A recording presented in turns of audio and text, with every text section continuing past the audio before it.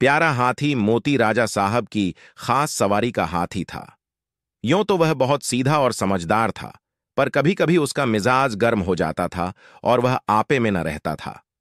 उस हालत में उसे किसी बात की सुधि न रहती थी, महावत का दबाव भी न मानता था।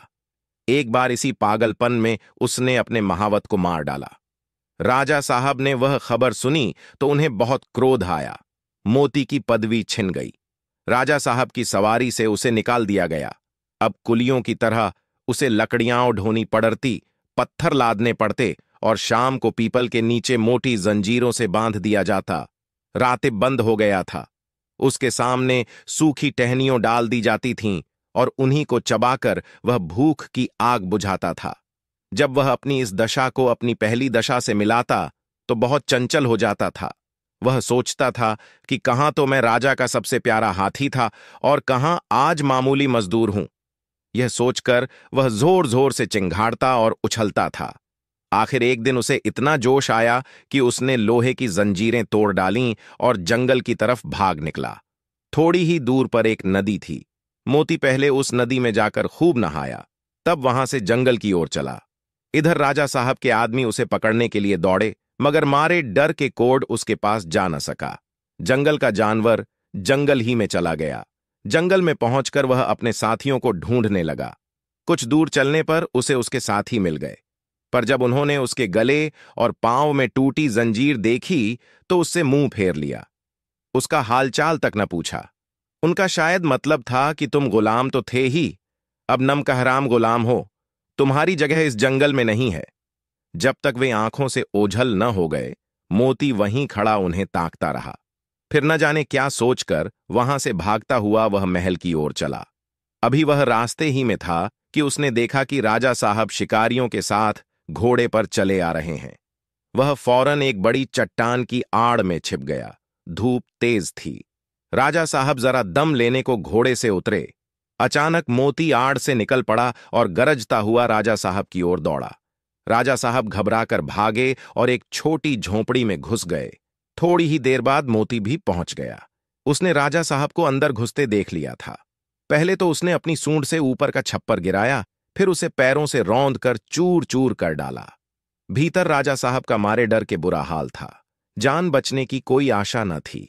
आखिर कुछ न सूझी तो वह जान पर खेलकर पीछे दीवार पर चढ़ गए और दूसरी तरफ कूद कर भाग निकले। मोती द्वार पर खड़ा छप्पर रौंद रहा था और सोच रहा था कि दीवार कैसे गिराऊं। आखिर उसने जोर का धक्का मारकर दीवार गिरा दी। मिट्टी की दीवार पागल हाथी का धक्का क्या सहती। मगर जब राजा साहब भीतर न मिले तो उसने गुस्से में बाकी दीवारें भी गिरा दीं और जंगल की तरफ चला गया। महल लौटकर राजा साहब ने ढिंढोरा पिटवा दिया कि जो आदमी मोती को जीवित पकड़कर लाएगा उसे 1000 रुपया इनाम दिया जाएगा। कई आदमी इनाम के लालच में उसे पकड़ने के लिए जंगल गए, मगर उनमें से एक भी न लौटा। मोती हाथी के महावत का एक लड़का था। उसका नाम था मुरली। अभी वह कुल 8-9 बरस का ही था, इसलिए राजा साहब दया करके उसे और उसकी मां को खाने पहनने के लिए कुछ खर्च दिया करते थे। मुरली था तो बालक पर हिम्मत का धनी था। कमर बांधकर मोती को पकड़ लाने के लिए वह तैयार हो गया। मां ने बहुतेरा समझाया और लोगों ने भी मना किया, मगर उसने किसी की एक न सुनी और जंगल की ओर चल दिया। जंगल में पहुंचकर वह एक पेड़ पर चढ़ गया और गौर से इधर उधर देखने लगा। आखिर उसने देखा कि मोती सिर झुकाए उसी पेड़ की ओर चला आ रहा है जिस पर वह चढ़ा हुआ है। उसकी चाल से ऐसा मालूम होता था कि उसका मिजाज ठंडा हो गया है। ज्यों ही मोती उस पेड़ के नीचे आया, उसने पेड़ के ऊपर से पुचकारा, मोती!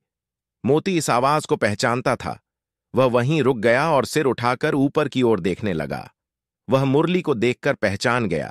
यह वही मुरली था जिसे वह अपनी सूंड से उठाकर अपने मस्तक पर बिठा लेता था। मैंने ही इसके पिता को मार डाला है, यह सोचकर उसे बालक पर दया आई। उसे देखकर वह खुश हुआ और अपनी सूंड हिलाने लगा। मुरली उसके मन के भाव को पहचान गया। वह पेड़ से नीचे उतरा और उसकी सूंड को थपकियां देने लगा। फिर उसे बैठने का इशारा किया।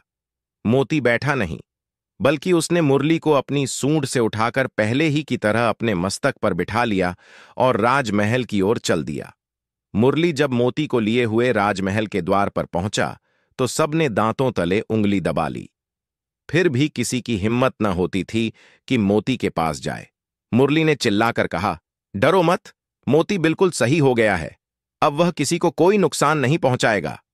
राजा साहब भी डरते डरते मोती के सामने आए। उन्हें बहुत अचंभा हुआ कि वह पागल मोती अब गाय की तरह कितना सीधा हो गया है। अपना खास महावत भी बना लिया। मोती फिर से राजा साहब का सबसे प्यारा